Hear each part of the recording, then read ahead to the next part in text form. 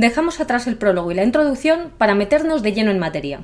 Solo un apunte antes de comenzar. Y es que el pequeño texto que Julia nos regala antes de darnos el primer argumento de su libro me sirve para explicaros por qué esta mujer ha basado todo su trabajo en premisas falsas. Hay que actualizar esas fuentes, Julia. Nos dice que el ser humano cuando nace es como una hoja en blanco en la que la sociedad va escribiendo. Esta hipótesis se conoce con el nombre de tabula rasa, que viene a significar de forma literal pizarra en blanco. Esta idea propone que los seres humanos nacemos con la mente completamente vacía, sin ninguna cualidad innata, por lo que nuestros conocimientos, habilidades y demás provienen únicamente del aprendizaje, la experiencia y la percepción sensorial. Este término fue popularizado por John Locke, pero no este John Locke, que fue uno de los mayores representantes de la corriente filosófica conocida como empirismo en el siglo XVII. Y aquí es donde viene el problema. Hace ya muchísimo tiempo que sabemos que esto es completamente falso. Si bien Descartes ya planteó, también en el siglo XVII, que el ser humano nace con algunos conceptos innatos, yo no voy a hablaros de filosofía, sino de ciencia. Normalmente se tiende a decir que los seres humanos nos basamos en la experiencia y en la razón, mientras que el resto de animales se mueven por instinto. Lamentablemente hacer esta separación no tiene ningún sentido a nivel evolutivo. Los seres humanos somos animales, y de hecho se nos puede clasificar siguiendo el método taxonómico de clasificación. Pertenecemos a la clase de los mamíferos, al orden de los primates y a la familia de los homínidos. Como tal, nuestro proceso evolutivo es muy similar al del resto de mamíferos, y es por eso que podemos encontrar grandes similitudes entre ellos y nosotros. Y no solo a nivel físico. Tenemos 2 ojos, 2 manos, tenemos pelo, los mismos órganos, una estructura ósea similar, sino también a nivel comportamental. Por lo visto, no tenemos ningún reparo en aceptar que cualidades como la altura, el color de los ojos o el color de la piel son factores innatos, pero nos resistimos a creer que algunas conductas también lo son. Y es que la evolución no es tonta, y hay muchos comportamientos e incluso algunos conceptos que forman parte de nosotros desde el principio. De esa manera aumenta nuestra tasa de éxito en cuanto a supervivencia y reproducción. Por ejemplo, las expresiones faciales son completamente innatas. Nacemos sabiendo identificar las emociones de otra persona y también sabiendo expresar las nuestras. Salvo que tengas algún trastorno del neurodesarrollo, claro está. Pero es que incluso compartimos esta habilidad con el resto de primates. Ellos expresan sus emociones exactamente igual que nosotros. Los bebés nacen con la capacidad de identificar a los seres humanos y los sonidos que emiten por encima de todos los demás estímulos. Noam Chomsky estudió de forma muy intensa el lenguaje y llegó a la conclusión de que los niños nacen con un sentido lingüístico innato, lo cual les permite aprender a hablar sin apenas recibir instrucción por parte de sus padres. Por increíble que parezca, también nacemos con un sentido numérico innato. Sí, los recién nacidos usan las matemáticas. Se ha descubierto que nacemos con la capacidad innata para contar, sumar y restar. Y ojo, que esta habilidad no es exclusiva de los seres humanos. Son muchos los comportamientos que vienen escritos en nuestros genes. Si bien es cierto que la expresión genética también está modulada en parte por el ambiente, pero debemos entender que hay ciertos factores que, debido a su importancia a nivel social y reproductivo, son menos susceptibles al cambio. Por ejemplo, no podemos eliminar, sin provocar grandes daños en el individuo, el deseo sexual o el instinto competitivo, por citar algunos. Esto es como jugar a un videojuego. Cuando comienzas la partida dispones de un ataque básico, una pistola, un elemento curativo y un mapa. Conforme avance el juego irás consiguiendo más y mejores ítems, pero no partes desde cero. Pues algo así. Ahora sí. Vamos con el libro.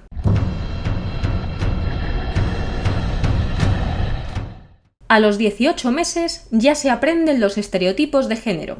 Así comienza Julia a tratar de darnos lecciones. Vamos a hablar un poquito de los distintos estadios del desarrollo humano postnatal. Piaget dividió el desarrollo cognitivo en varias fases. Estadio sensomotor, de 0 a 2 años, estadio preoperacional, de 2 a 7 años, estadio de operaciones concretas, de 7 a 11, y finalmente estadio de operaciones formales, a partir de 11 años. Voy a centrarme en el primero, ya que Julia dice que es a los 18 meses cuando comienzan a aprenderse los estereotipos de género. Para Piaget, el primer estadio representa la evolución desde los comportamientos innatos hasta la conducta intencionada, que comenzaría aproximadamente a los 2 años de edad, es decir, a los 24 meses. Según Julia, los niños aprenden los estereotipos de género antes incluso que a actuar de forma intencionada.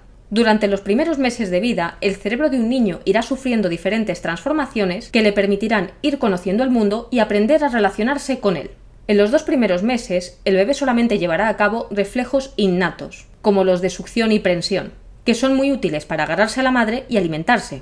Entre los 2 y los 4 meses, el bebé podrá llevar a cabo acciones que no sean innatas y que requieran cierto nivel de coordinación. Por ejemplo, puede chuparse el pulgar, lo cual requiere una coordinación entre la mano y la boca. Entre los 4 y 8 meses, el bebé ya será capaz de empujar y coger cosas. Espera, que hay gente de Latinoamérica que me está viendo. Me refiero a agarrar, asir. Esto lo hace con el propósito de crear un movimiento o un sonido, como por ejemplo al mover un sonajero.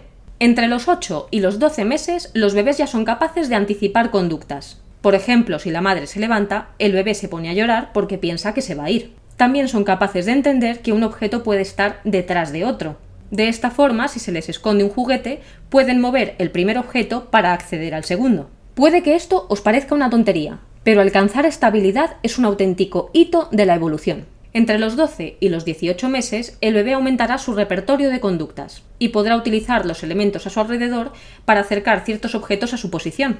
Entre los 18 y los 24 meses se dan las primeras conductas inteligentes que requieren de cierta representación mental. En ese momento, los bebés son capaces de llevar a cabo una experimentación interna para conseguir algún fin. Todo esto os lo cuento para veáis lo absurdo que resulta pensar que los niños adquieren los estereotipos de género con 18 meses cuando ni siquiera han desarrollado aún un pensamiento abstracto. Julia nos dice que puedes evaluar tú misma la existencia de los estereotipos de género si le preguntas a una niña si es una niña y que por qué lo es. Obviamente, la pequeña hará una comparación entre ella y los niños que conozca, y te dirá que es una niña porque lleva un vestido o porque lleva pendientes o el pelo largo. Pero ¿qué te responderá, por ejemplo, una niña afgana si le preguntas lo mismo?